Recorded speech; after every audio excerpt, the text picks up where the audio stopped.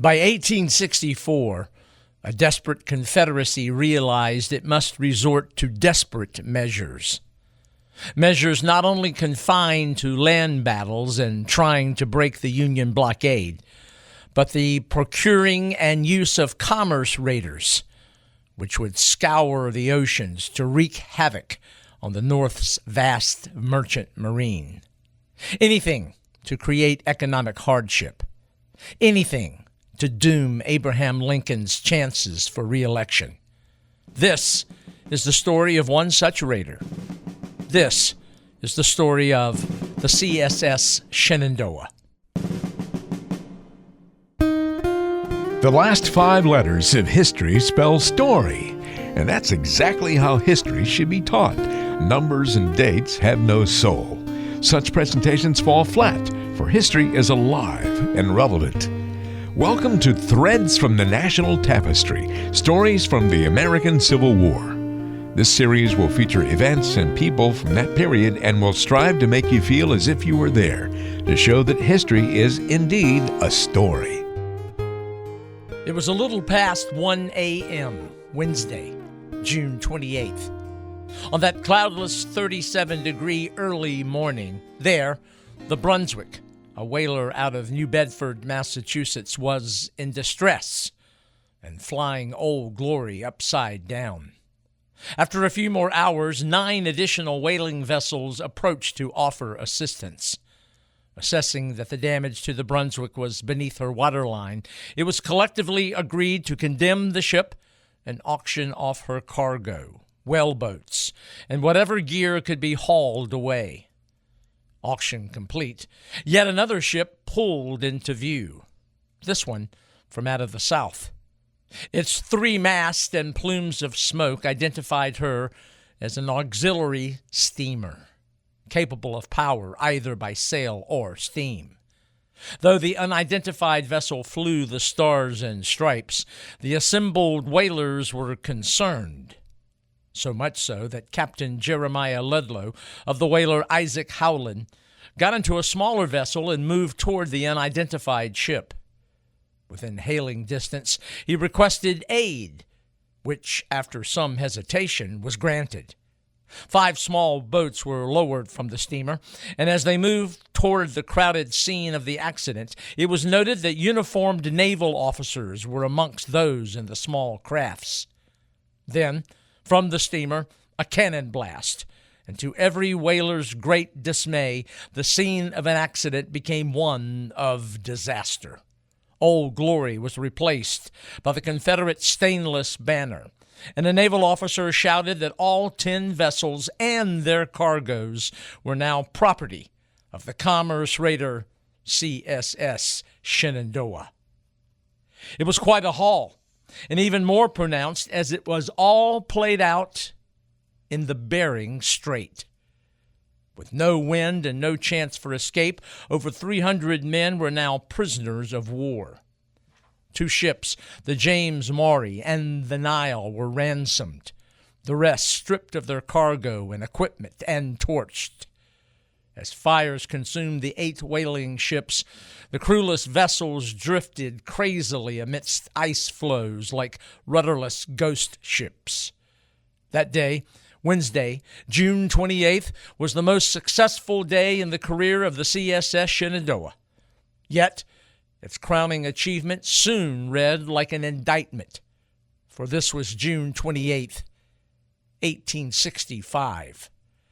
11 and a half weeks after Robert E. Lee's surrender at Appomattox, 9 weeks after Joseph E. Johnston's surrender at the Bennett Place, 7 weeks after President Andrew Johnson proclaimed that armed resistance to the authority of this government in the said insurrectionary states may be regarded as virtually at an end, and 30 days after President Johnson, though with some exceptions, granted amnesty and pardon to all who directly or indirectly participated in the rebellion.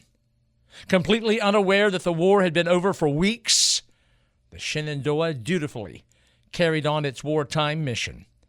And in carrying out its mission, its crew was unaware that it had fired the last shots of the doomed Confederate nation. We, from the onset, should make clear the Shenandoah was not the first to prey upon Union shipping. It was, if not the last, certainly one of the last of at least 12 cruisers charged with destroying private, unarmed Union merchant, fishing, and whaling vessels. A word or two about the Confederacy's commerce raiders. Before the Shenandoah, there had been the CSS Sumter, whose career as a cruiser lasted barely 6 months, but the vessel did capture 18 prizes. The CSS Florida was commissioned in August of 1862, and in its 2-year, 2-month career, it took 37 prizes before its capture. Then there was the CSS Georgia, but no question the most well-known was the CSS Alabama, which, under Raphael Semmes, roamed as far as the Indian Ocean and even the coast of today's Vietnam. It captured 65 prizes during its 23-month campaign. For all mentioned, save the Sumter, the Confederacy's commerce raiders were controversially built in England, and Jefferson Davis's miracle worker there was 38-year-old James Dunwoody Bulloch. He was the product of a prominent Georgia family, and for 14 years had been a former United States naval officer. Handpicked by Confederate cabinet official Judah Benjamin, he was introduced to Navy Secretary Stephen Mallory, who made Bulloch a Confederate Navy agent and sent him to England in June of 1861. Sworn to secrecy about his mission to enlist British shipmakers to construct ships destined for Confederate service, he badly wanted to inform his beloved sister Martha, who was the wife of a prominent New Yorker. She was the mother of a sickly little boy by the name of Theodore Roosevelt. Bulloch's task was formidable. He was, in secret, to single-handedly build a navy and from scratch for an unrecognized government that had no credit and was so weak it could not even keep its own ports open. Despite the challenge, he traveled incognito from the South through the North to Detroit, where he passed into Canada, took a train to Montreal, and there booked passage to England. He arrived June 4th, 1861, and immediately went to work.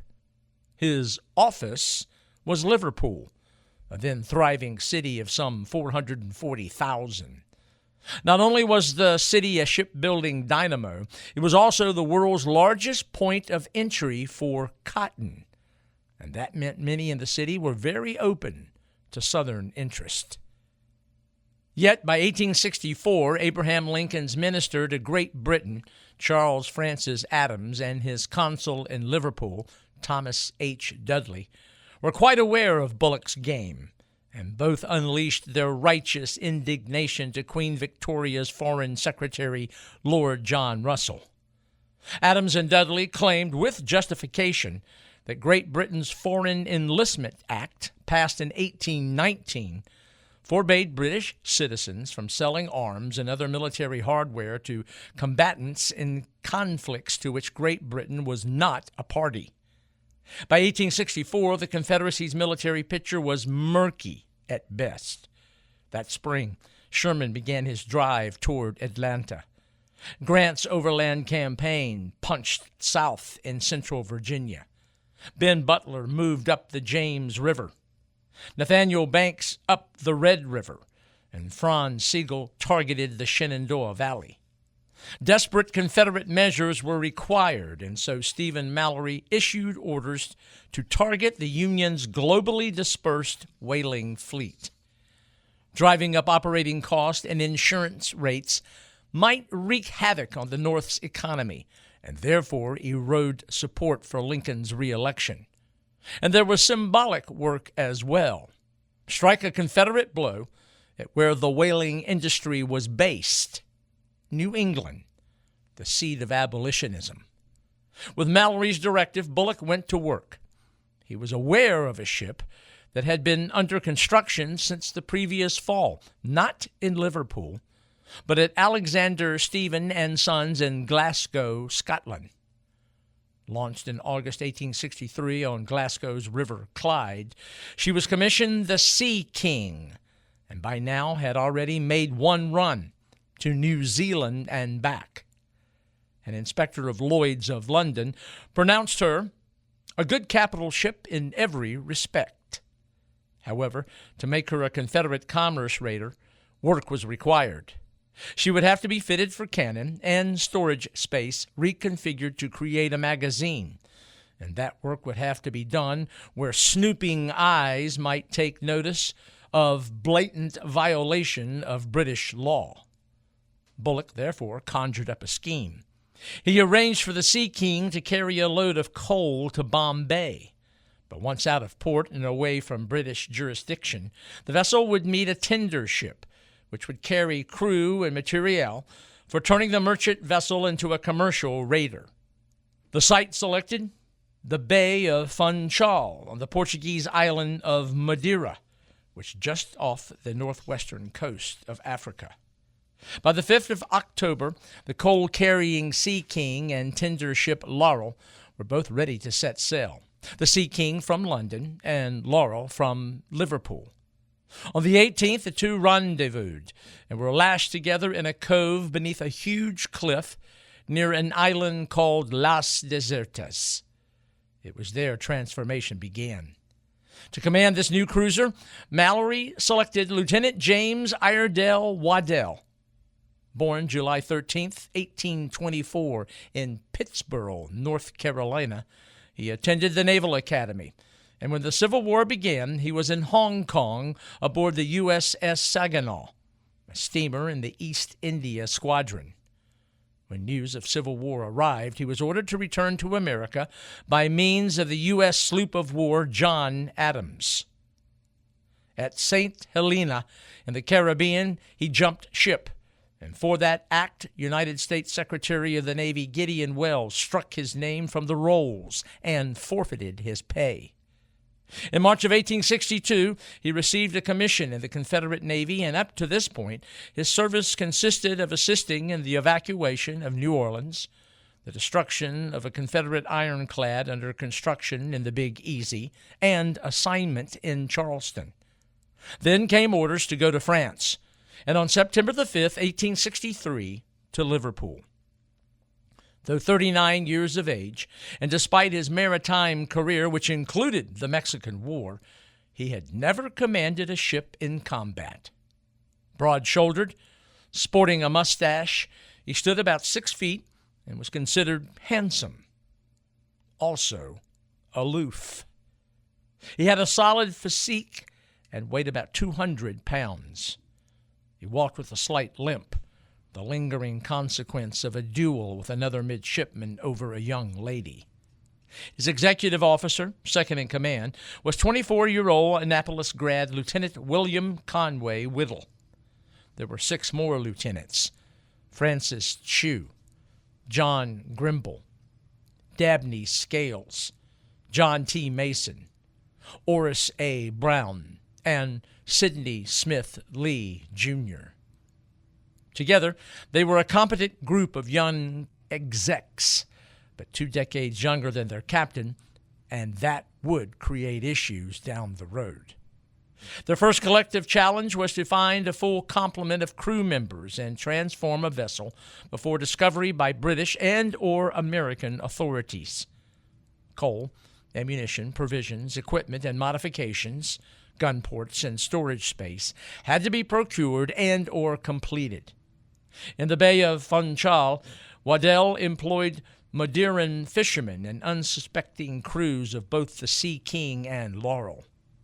Though the tasks were not all complete, transfer of items from the Laurel to the Sea King were made in 36 hours. Of 55 crewmen aboard the 2 vessels, only 22 signed up when Waddell informed the men of the true mission of the newly commissioned Confederate cruiser. Though at least 60 more were needed, the native North Carolinian put his ship out to sea at 6 p.m. on the evening of Wednesday, October 19th, 1864, and done under its new name, the CSS Shenandoah. Now, it was not easy doing so, for with only 22 crewmen, officers had to help raise the ship's anchor. But off she set sail with only one carpenter and only 3 coal heavers in an engine room that required 18 men. The ship was 220 feet from stem to stern, and at the widest point in her beam, 36 feet. She required 20 feet 6 inches of water and boasted a gross tonnage of 1,025. She possessed Cunningham's patent self-reefing topsails, an invention that reduced the necessity of sending men aloft to reduce the amount of canvas exposed to wind. There were 2 boilers and twin-bladed props that could be lifted or lowered and connected to a drive shaft for steam power. Her engines were capable of 200 horsepower. Painted black, she had a copper sheath which covered her hull and telescoping smokestacks. Iron frames made her hulls larger and increased capacity for speed and stability. When placed on carriages, Shenandoah would have 8 artillery pieces, 2 rifled 32-pound English-made Wentworths, 4 8-inch shell guns, and 2 small 12-pounders. Still needing work and short of crew, there was another caveat. Though Waddell had a bill of sale and title, he was warned he could not take a prize until the crew of the Laurel returned to England and formally canceled Sea King's former British registry. For the first 3 days at sea, work continued to make the Shenandoah sea and battle-worthy. For officers and crew, daily routine was the same as for decades on men of war. At daybreak, awake to the boatswain's whistle. 10 minutes given to lash up, stow hammocks, and report to the weather deck. An hour was spent cleaning, then came inspection, and except for those on watch, the boatswains piped for breakfast. Men ate in messes, often 8 to 10. Stewards served officers in the wardroom, and more times than not, the captain ate alone. The day's work came next. Conversation, smoking, or singing were prohibited. At around noon, lunch, then afternoon duties. Grog, a mixture of whiskey and water, was dispensed twice daily. With afternoon responsibilities complete, dinner.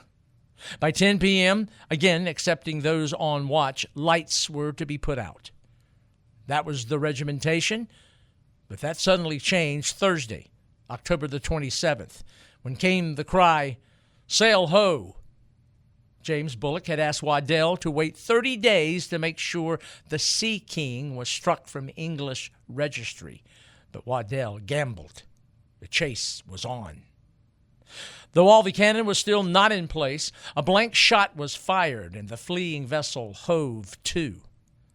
A Confederate boarding party inspected the ship's papers and found the vessel and cargo English, so the Mogul was allowed to sail away unharmed.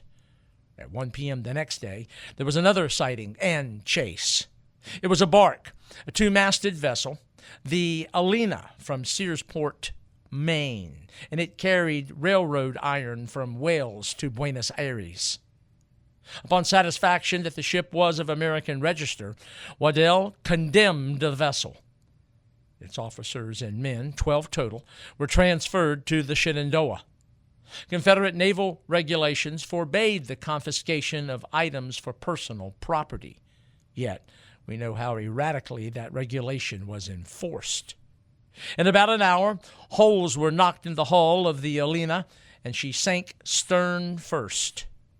Waddell placed value of the ship and cargo at $95,000. He also confiscated enough rope and pulleys to fashion gun tackles for the ship's big guns could not be pushed forward and returned after fire from gun ports. The captured crew signed paroles vowing not to return to sea for the war's duration and not to act against the Confederacy. Executive Officer Lieutenant Whittle was pleased that 6 of the 8 crewmen decided to ship with the Shenandoah. November brought rain, but rather than a curse, it was a blessing. It brought fresh water to wash bodies and clothes. The rain was welcome, for crewmen were allowed only 1 gallon of water a day from the ship's water supply for drink and washing. Large tanks were therefore set up to capture anything the heavens might provide. Now, that being said, the ship's steam engine could condense 500 gallons of fresh water a day, but that process required an ungodly 20 tons of coal. On the 5th of November, routine gave way to chase, and around 8 a.m. the Charter Oak hove to. She was a schooner from Boston bound for San Francisco, and her cargo was coal and furniture.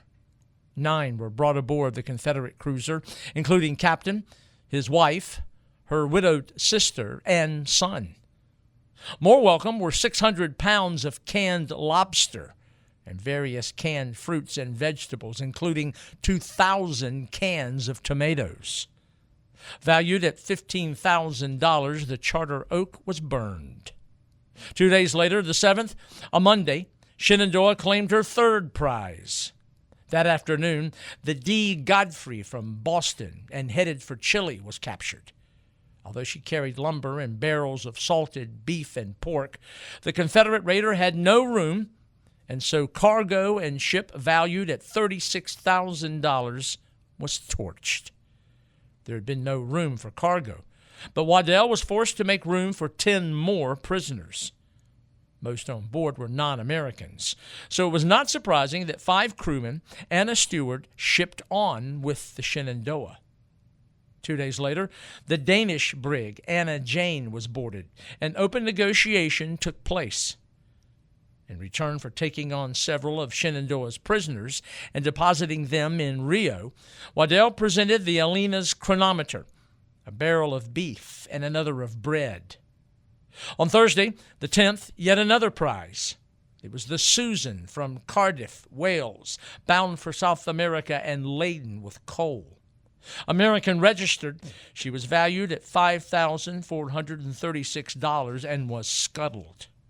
3 of her crew, all Englishmen, illegally signed on with the Confederate cruiser. 2 days later, the 12th, a Saturday, 2 prizes were taken and both bonded, the Adelaide and the Cape Prince. Not burned or scuttled, the Cape Prince was loaded with coal and bound for South America.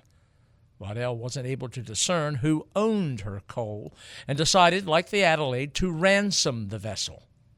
That meant he allowed her to continue unharmed in exchange for taking on the Shenandoah's remaining prisoners. Her captain was, in turn, made to sign a bond for $40,000 to be paid to the Confederacy by the ship's owner after the war and Southern victory. On Sunday the 13th, the officers of the Shenandoah surprised their crew when they arrived on deck in official Confederate naval uniforms that Bulloch had ordered for them.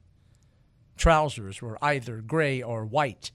Caps were gray with 4-inch crowns and had patent leather visors. Coats were long and double-breasted with 2 long rows of buttons. Rank was indicated by shoulder straps, cap insignia, bands of gold braiding on sleeves, and even size of buttons. On noon that same day, the officers and crew seized the schooner Lizzie M. Stacy out of Boston. 8 were taken prisoner. The vessel and cargo were valued at $15,000, and the ship was burned around 6:30 that evening. It was about this time that Waddell considered taking a page from Raphael Sims' Alabama book. Prizes were coming so quickly that the native North Carolinian thought he might spare a captured prize, outfit it, and send it out to raid like his Shenandoah. As much as he wanted to, and though he had doubled his crew since Las Desertas, he simply did not have the manpower to do so. On Tuesday, November the 15th, the ship and crew enjoyed a nautical event. They crossed the equator.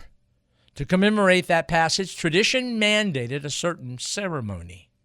At 7:30 that evening, there was a wobbly fanfare, and portrayed by a seaman, King Neptune arrived lavishly dressed and was accompanied by his court, again made up of outlandishly costumed crewmen. Wielding a giant harpoon, he, by tradition, had the right to ask any man on board a question who had never crossed the equator before. After each query, King Neptune could require a first-timer to be doused with water, receive an unwelcome shave, or have his mouth washed out with some god-awful concoction. Even officers were not immune to the tradition. King Neptune was busy that evening, for only Waddell and Lieutenant Lee had crossed before. Lieutenant Whittle had to strip down to his undershirt for his ritual shave administered by the sea god. He recalled the shaving soap used was, as he put it, a most wonderful concoction of soap, grease, molasses, and stewed apples. After tradition was honored, now began days of relative calm, which quite honestly produced tedium and boring routine. Confined conditions, reduced manpower, and a hardening of the formal chain of command contributed mightily. Feuds quickly escalated to fistfights. By now, the ship's strength was up to 62, 39 seamen, and 23 officers. And from all the countries represented by the crew, the ship was a floating Tower of Babel. The Confederacy, the North, England, France, the Netherlands, Denmark, Sweden, Norway, Russia, East India, Africa, Ireland, Scotland, and Wales were all represented. And as hinted earlier, Waddell's authority became less flexible. His first written order required a dress code for officers. He annoyed many by constantly sailing under short sails. And yet the vessel's mission to strike northern whaling fleets had just begun. By late November, his ship was just off Brazil's long Atlantic coast. On Sunday, the 4th of December, the Edward was captured. Registered in New Bedford, Massachusetts, it was an American whaler. Fully loaded for months at sea, it took 2 days to transfer all its cargo and provisions. Waddell assessed the ship's value at $20,000. Included in the haul were 50 barrels of beef, 49 of pork, 46 of flour, 6,000 pounds of ship biscuits, 1,200 pounds of soap, 600 pounds of coffee, 400 pounds of butter, other foodstuffs, and a wealth of rope, canvas, and blocks. 3 more whaleboats were added to the haul, plus a captain, 3 mates, and 22 crewmen, of which most were Portuguese. All refused to ship with the Shenandoah, and so the ship's prison population jumped to 29. On the afternoon of Tuesday, December 6th, the Edward was burned. Keep in mind, by that date, Grant was at Petersburg, Sherman was just to the west of Savannah, Georgia, and an irate Gideon Welles had dispatched U.S. vessels everywhere to intercept and capture the Shenandoah. At least 2 men of war steamed east from the East Indies, believing Waddell was headed for Australia. And that, coincidentally, was exactly where Waddell was headed, for a crack was discovered across a brass band on the engine's coupling. A temporary repair was fashioned, but a permanent fix was required. And on Friday, the 16th of December, his ship rounded the Cape of Good Hope, and despite its damage, on the 29th of that month, the Shenandoah chased down and captured the Delphine, whose home port was Bangor, Maine. The bark was headed to Burma to pick up a cargo of rice, so the haul this time was light. Still, the vessel, and what little cargo it had, was valued at $25,000. It was burned, and a captain, 2 mates, and 12 seamen were added to the Shenandoah's prison population. Rather than be confined below, 6 chose to join the Confederate cruiser's crew. Conspicuous among those taken was 26-year-old Lilias Lervine Nichols, the wife of the ship's captain, and who had her young son, Phineas, in tow. In time, she, as Waddell described her, a tall, finely proportioned woman of 26 years in robust health, was allowed freedom all over the ship, as was her son and husband.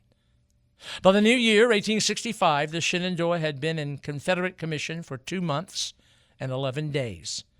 She had already destroyed or ransomed property valued at more than the cost of Shenandoah itself.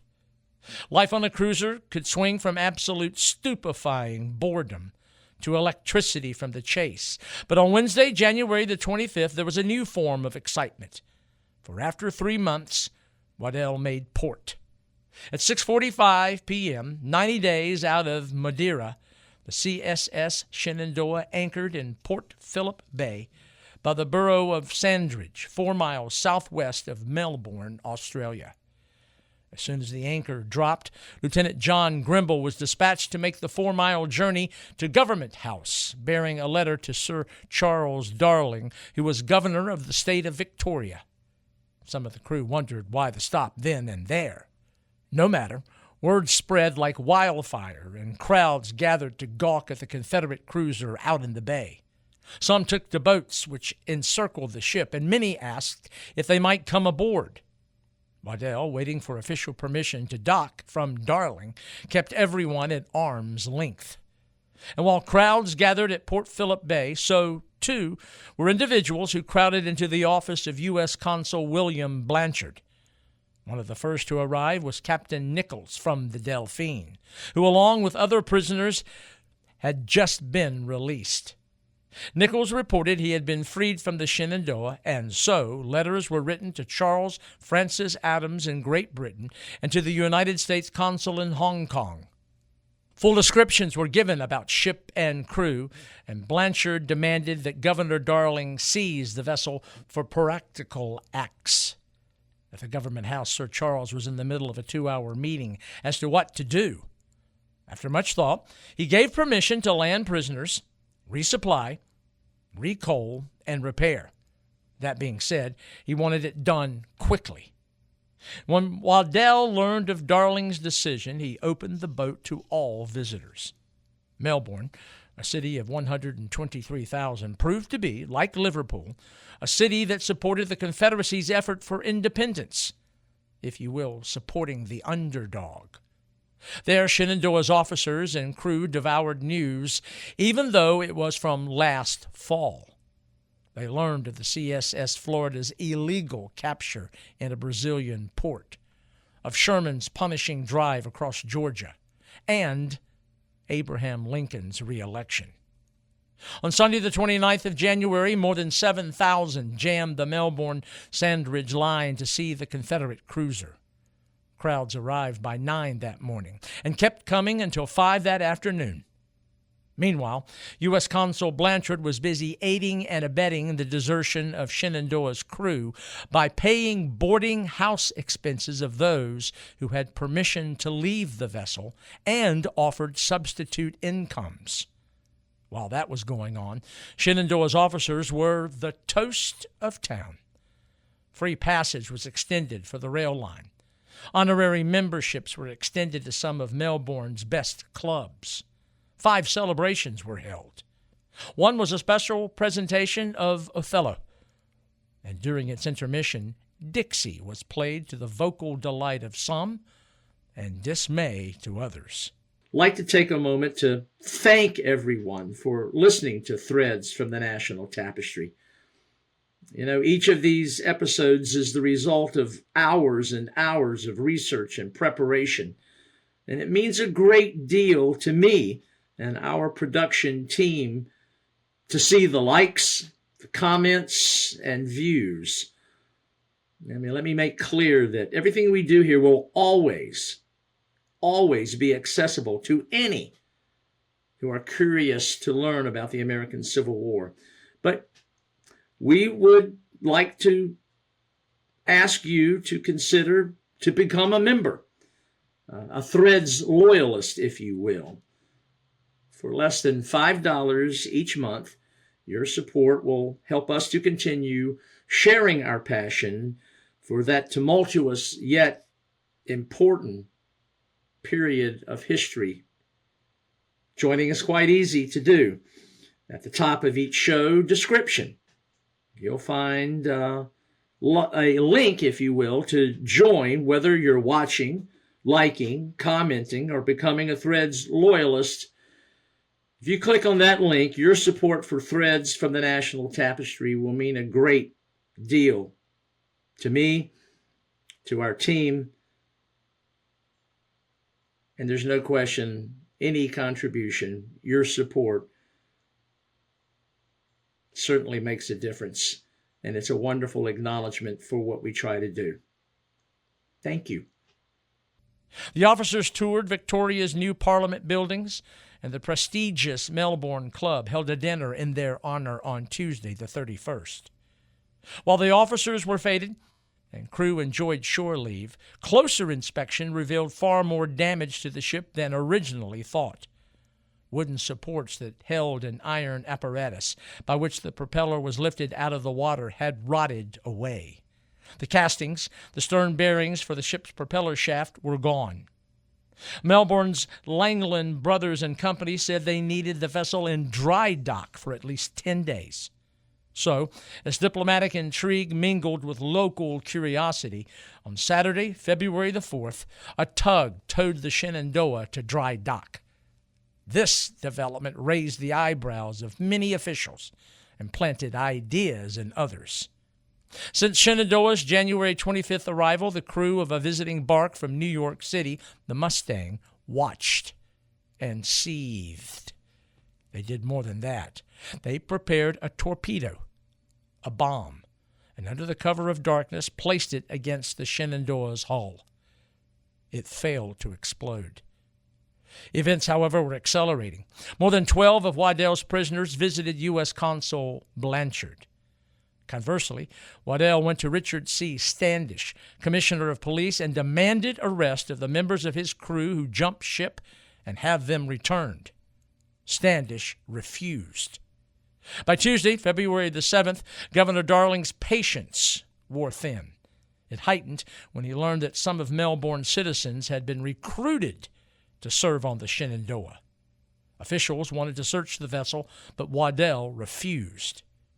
At 5:30 p.m. on February the 14th, some 200 Melbourne and nearby Williamstown police surrounded the Confederate cruiser. A compromise was attempted. If Waddell would allow his ship to be searched, then the police force would withdraw. Waddell polled his officers, and all agreed. No search. As night fell, tensions were at a fever pitch, but fate intervened. Repairs were finished, and engine parts were back in place. With this development, Waddell now played a wild card. He sent Governor Darling a note saying if he wanted to avoid an international incident, he and his crew would abandon ship and allow themselves to be made prisoners. With that, Darling backed down. At high tide on the 15th, at 5:30 p.m., the Shenandoah was towed from dry dock. A vessel pulled alongside, and provisions were taken on, which included 250 tons of coal. At 8 a.m. the next morning, after 23 eventful days in Melbourne, the Shenandoah steamed out to sea. As it did, 42 stowaways were found in various parts of the ship. Lieutenant Whittle wrote, "We had received 34 young American seamen and 8 others of different nationalities in exchange for our Irish Americans, 16 Germans, and a Negro who had deserted in Melbourne, under a promise of $100 cash from the American consul." From that entry, it appears the Shenandoah did more than repair, reprovision, and recoal their ship. They recruited. And there was intrigue about the vessel that appeared and unloaded 250 tons of coal. Bulloch, back in England, had sent the vessel, the John Fraser, from Liverpool for the express purpose of recoaling the Shenandoah. Bulloch and Waddell had pulled off a pretty coy plan. Now out in the open Pacific, on Tuesday, February the 21st, the Confederate cruiser rounded Australia's southeastern coast and steamed northward. And back at sea, it seems that Waddell's behavior, once again, began to create tension. In particular, he began to bypass his executive officer, Lieutenant Whittle, in chain of command. However, the urgency of the ship's mission took precedence over conflicting personalities. March 1st was the traditional departing date for whaling vessels that stopped and resupplied along New Zealand's eastern coast, and Shenandoah wanted to be in a position to intercept. Meanwhile, Whittle took 5 who were taken from Melbourne and made them Confederate Marines, a branch of service created by the Confederate Congress in March of 1861. They would serve as sharpshooters stationed in the mast and riggings and as on-ship police. In the first days of March, the Shenandoah was between New Caledonia and Fiji. They ran into bad weather, and for 4 days, gale-like winds battered the ship. The weather finally cleared, but on the 17th, rain returned. And all the while, no whaling vessels were sighted. It was at this juncture that Waddell finally shared the true objective of the ship's mission to his crew: the polar fleets. With tensions between he and his crew simmering, the ship once again crossed the equator on Saturday, March 25th. This time, there was little celebration. Morale needed a chase. And yet, another event lifted spirits. On Saturday, April the 1st, the ship headed toward Ascension Island, today part of Micronesia, where another stopover soothed raw nerves and tempers. Business before pleasure, though. When the Shenandoah arrived, they found 4 ships in the harbor. All of them were captured. 130 men were taken, many of them Hawaiian, considered the best sailors in the Pacific. Yet to avoid an incident, they were taken to shore and freed. However, the ships they left, the Edward Carey, Pearl, Hector, and Harvest, were all burned. Their combined value, $117,759, and all in one day. Meanwhile, Waddell went ashore and visited with a local chieftain. He was given a tour of the ship, and muskets, ammunition, and tobacco were exchanged for fresh fruit and fish. And we should mention the loot taken from the 4 vessels: 8 chronometers, 2 sextants, 5 or 6 quadrants, scores of muskets and ammunition, 24 United States infantry coats and pants, 500 barrels of whale oil, and topping the list, up-to-date charts of the whaling grounds in the polar area. Waddell now knew exactly where to sail. In good cheer, Waddell allowed his crew shore leave. It was a natural paradise, made even better when the crew realized that some of the island men exchanged sexual favors of their wives, mothers, sisters, and daughters for plugs of tobacco. From the natives and captured vessels, the Shenandoah now had rations that would last for 11 months, and bread for over 2 years, and 10 men from the captured crews shipped on. There was something else gathered from the captured prizes: news, and it wasn't good. The men of the Shenandoah learned that Sherman had captured both Atlanta and Savannah. Hood's Confederate army had been smashed at Nashville, and Fort Fisher's fall meant Wilmington, North Carolina, was doomed. No matter, as far as they were concerned, though the Confederate military effort suffered reverses, they were still at war. The remaining crewmen taken from the 4 U.S. vessels were paroled and released, and on Thursday, April the 13th, 4 days after Lee surrendered to Grant, and 1 day before Lincoln's assassination, the Shenandoah made for the open sea. Its 13-day visit to the future Federated States of Micronesia still remembered, as evidenced by a stamp issued in August of 1985. Underway again, Waddell headed north and with favorable winds made 210 miles that day. Sailing between the 17 and 20-degree north latitudes, trade winds pushed the Confederate cruiser 1,133 miles over the next 6 days. This stretch of good weather, though, soon ended. A storm hit on May the 1st, and on deck there was stormy news. 12 of Waddell's crew had signed up for 6 months, and now that stint ended. 104 crewmen immediately shrank to 92. Though they obviously remained on board, they refused to serve, and their cool responses reflected the temperatures on the northbound course the ship was on. On Saturday, May the 6th, it was in the 20s, and on the 13th, strong winds tore one topsail to tatters. Regardless, they, after some 7 months at sea, finally approached the area originally designated by Bulloch's directive. On Thursday, May the 18th, the Shenandoah was due east of Russia's Kurile Islands and sailing through sub-freezing temperatures. The chill and snow forced the crew to break out pea jackets and overcoats. On the 27th, the officers and crews confronted their worst fear. Off the ship's port beam, ice floes. And yet, at 2 p.m. came the cry, "Sail ho!"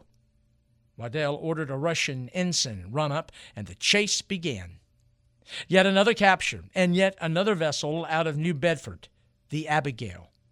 She had been at sea for 3 years and therefore was heavy with cargo and goods. It took 2 days to transfer 36 men and cargo valued at $16,705. Several enlisted with the Confederate crew.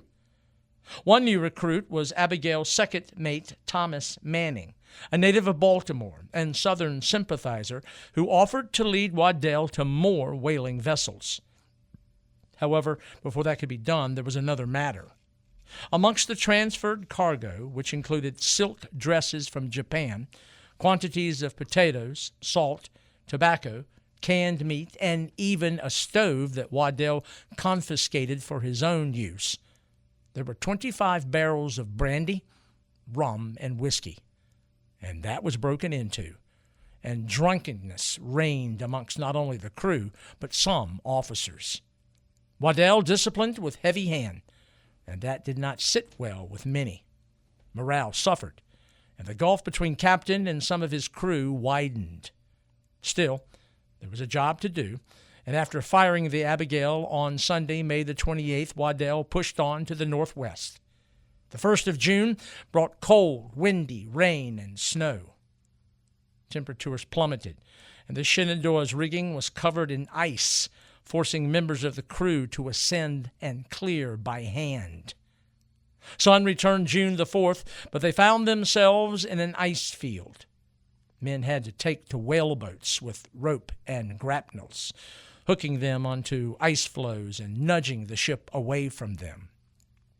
The hard work allowed escape, but the evening brought dense fog and more snow. A course change was made, and the Confederate cruiser made the Bering Strait on Friday, the 16th of June. On the day of the summer solstice, the 22nd, they found the Western Arctic whaling fleet. At 9 a.m., the William Thompson was sighted with harpooned whale alongside. She was easy pickings, and before the transfer was complete, another sail was sighted. An hour later, the Euphrates was captured, both from New Bedford. And while Euphrates' goods were being transferred, yet another ship was spotted, and another chase was on. The Robert L. Town was found to be a neutral ship, but something found earlier on the William Thompson gave many aboard the Shenandoah reason for concern. That vessel had left California as recently as April the 22nd, and its crew reported the capture of Richmond, Charleston, Lee's surrender, and Lincoln's assassination. Waddell asked for documentation, but they could not produce a newspaper. So, after placing the values of the two ships and their cargoes at a total of $83,245, Waddell ordered both to be burned, and the Shenandoah continued to head northward. Just after noon, the Sophia Thornton was captured, valued at $70,000. It was burned.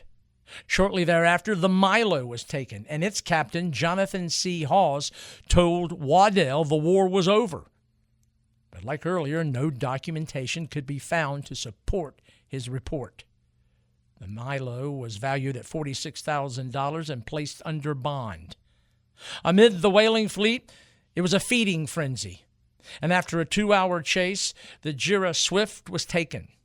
Valued at over $61,000, it was burned. 5 vessels had been taken that day on the summer solstice, and all claimed New Bedford, Massachusetts as their home port. And the frenzy continued. The next day, the 23rd, the Susan Abigail out of San Francisco was captured. Valued at only $6,500, she, too, was burned.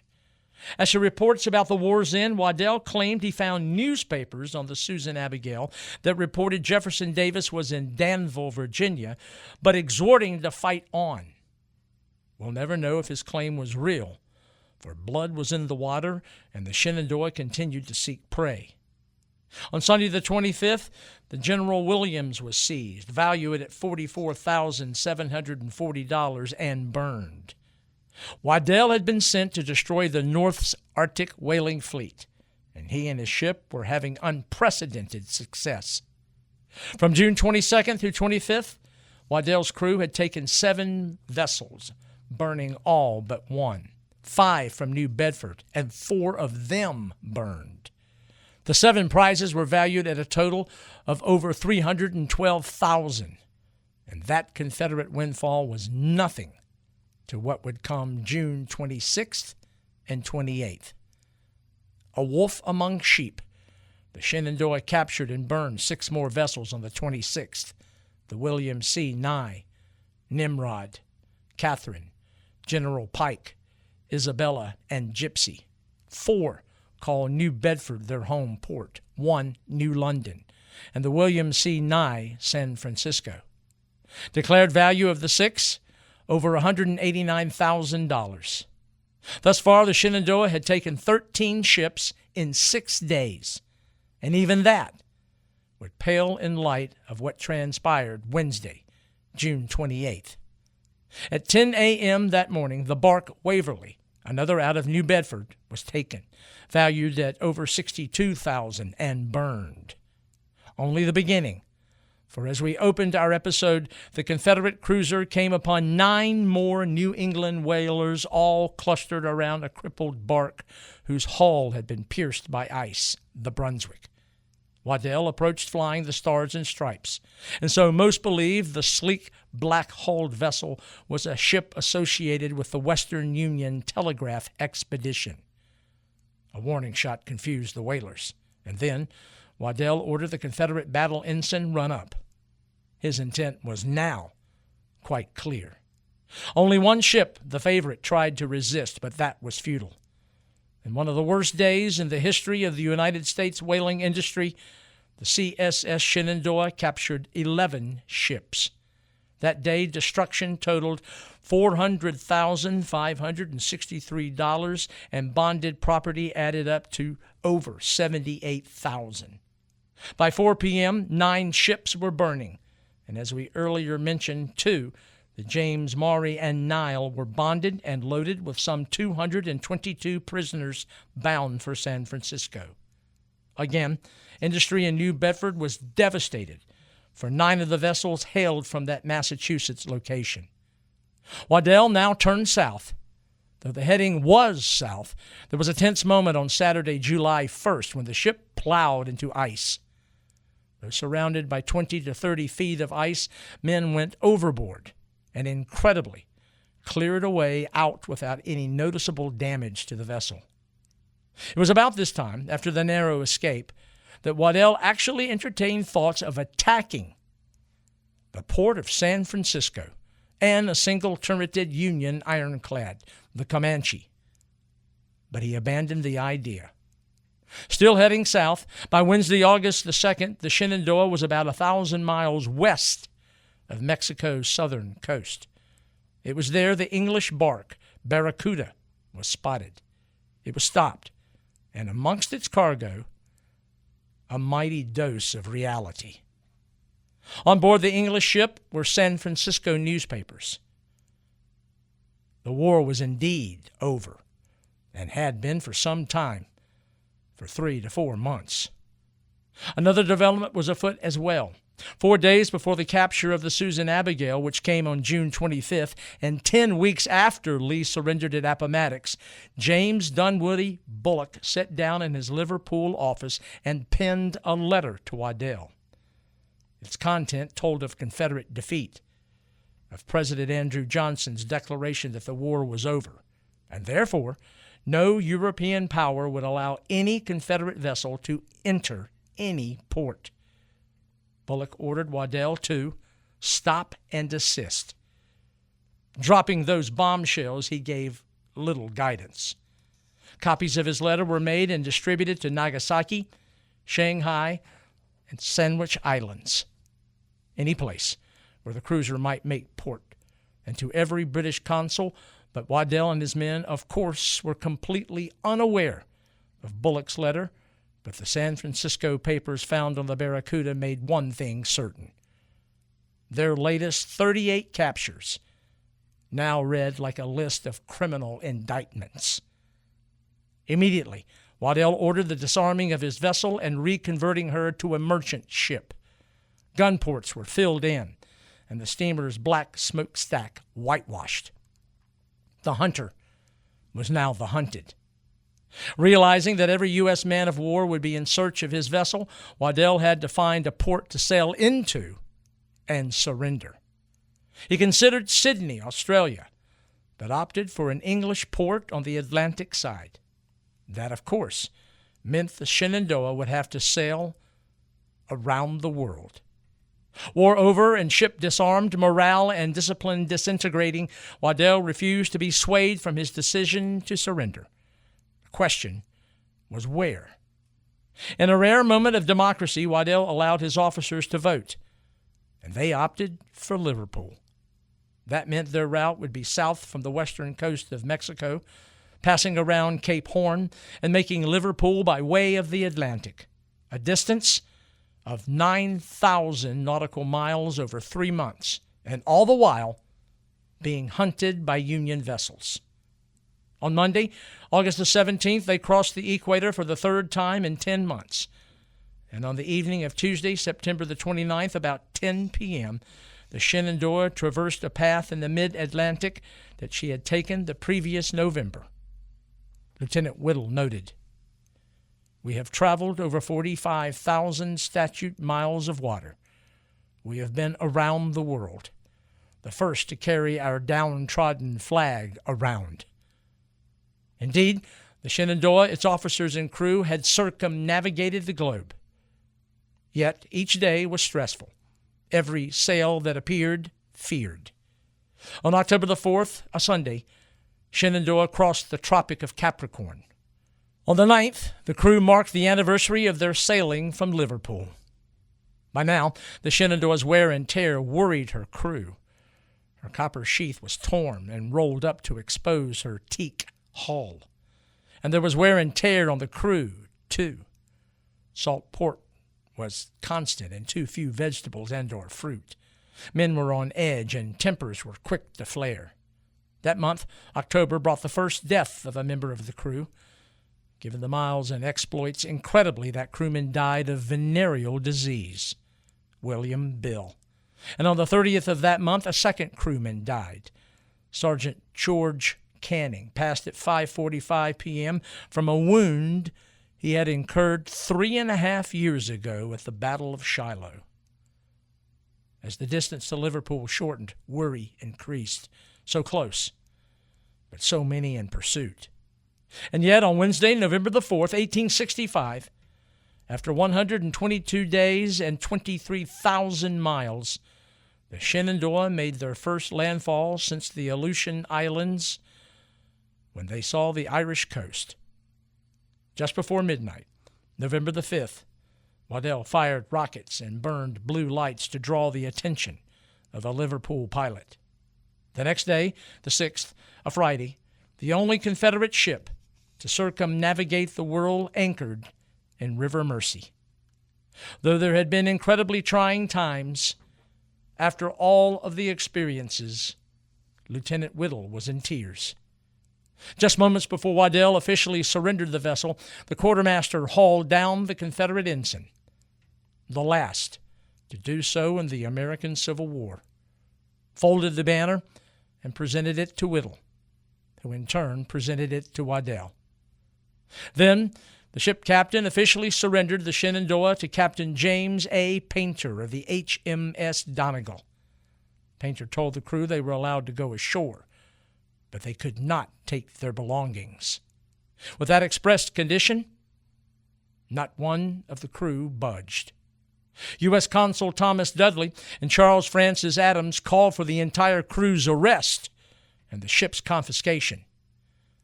Foreign Minister Lord Russell turned the matter over to his ministry's legal team.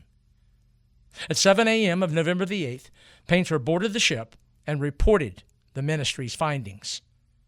All crewmen, save British subjects, were free to leave. The crew was then called on deck, and each was asked his nationality. Now let's make clear, there were Englishmen, Irish, and Scots on board, and yet each one answered he was a Southerner. Though Painter knew their origin, he was tired of the matter, and he allowed all to leave. They had been together for 13 months and 58,000 miles. They had circled the world, destroyed 32 vessels, ransomed 6, and taken 1,053 prisoners. The value of vessels and cargoes destroyed came to $1.4 million. And as Waddell put it, the last gun in defense of the South was fired from her deck. 2 days later, the ship was turned over to the United States Consul Dudley. The crew scattered, as did the Shenandoah's officers. Whittle went to Argentina, where he was joined by fellow lieutenants Sidney Smith Lee Jr., Horace Brown, and John Mason. As time mellowed, U.S. authorities all eventually returned to the United States. James Dunwoody Bulloch stayed on in Liverpool and became a member of the port's maritime business community. His nephew, Teddy Roosevelt, visited him while he researched his book, The Naval War of 1812, which was published in 1882. James Waddell, within a week of his return, suffered hemorrhaging from his lungs and was near death, but survived. He was joined by his wife, Anne, and the two moved to a small English town, Waterloo, where he worked in the shipping industry. Pardoned in 1875, he returned to the United States and served as a captain in the Pacific Mail Lines.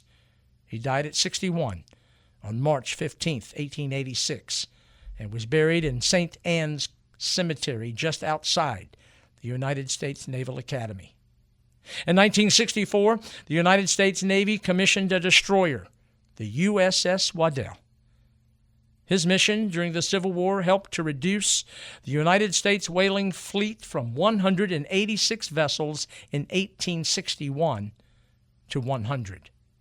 The New York World stated his and other Confederate raiders' impact when it wrote, "More than 1,000 of our ships we have been compelled to sell to foreigners because our flag furnished no protection."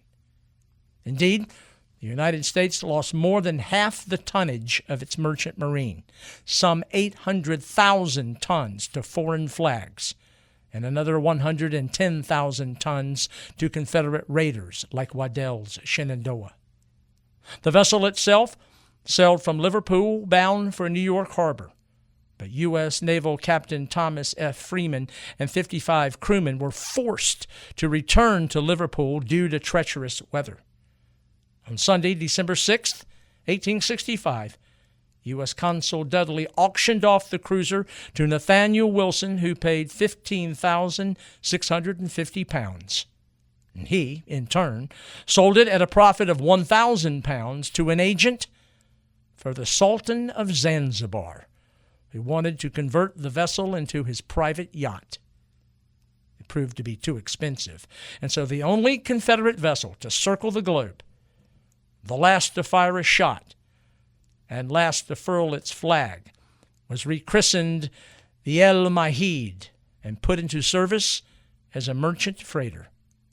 Depending on whom you ask, the vessel either deserved a better fate or got what she deserved, when in 1879 she struck an uncharted reef and disappeared beneath the waters of the Indian Ocean, claimed by the very waters she had conquered in 1864 and 65. After the war, Charles Sumner, the Senate chair of the Committee on Foreign Relations, stated that Great Britain, for aiding the Confederacy, owed half the war's cost that the North incurred, $2.5 billion, and proposed taking British possessions in Western Hemisphere as compensation. Great Britain, of course, was incredulous.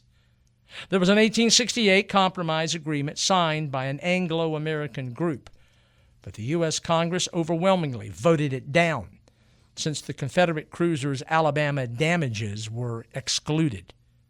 Then, events in Europe aided the United States. First, the Germans defeated France, and in 1871, Otto Bismarck declared a German empire. Threatened on the continent, Great Britain wanted security. So when Secretary of State William Seward sought damages in the form of the so-called Alabama claims, Uncle Sam had leverage. Seward sought a payment of $19,021,000 for damage done by 11 Confederate cruisers. The bulk of that amount came from three. Just over $6.5 million by the Alabama, just under $6.5 million by Waddell Shenandoah, and just over $3.5 million by the Florida. An 1871 Treaty of Washington put the claim to arbitration.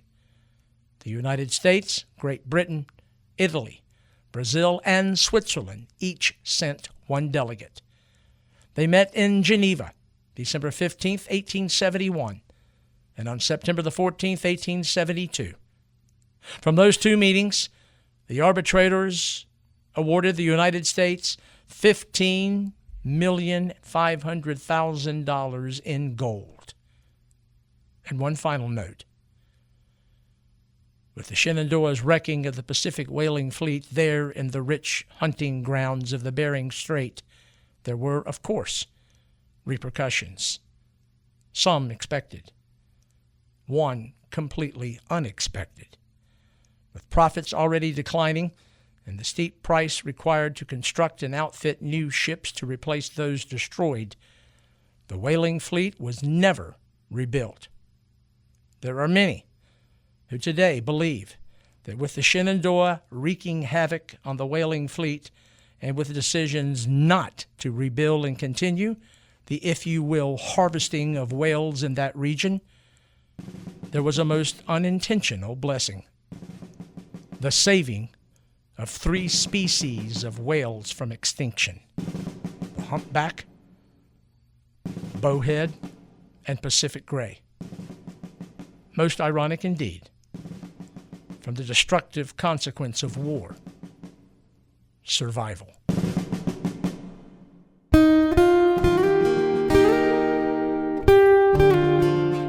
Back in December of 2018, yours truly was trying to learn the ropes of this new platform, the podcast.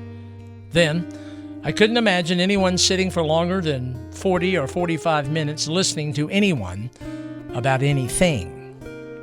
However, with deep appreciation to many loyal listeners since then, heeding their suggestions, and hoping that I better understand the dynamics of what it is to construct and record a podcast, next month, we'll return to a topic that constituted episode number 11. We'll return to the December of 1862, to the fog and cold of a southern town that sat on the west bank of the Rappahannock.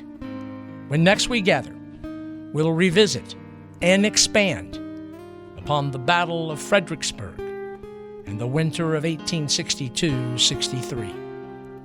I hope you'll be with us. This is Fred Kiger. Thank you for listening.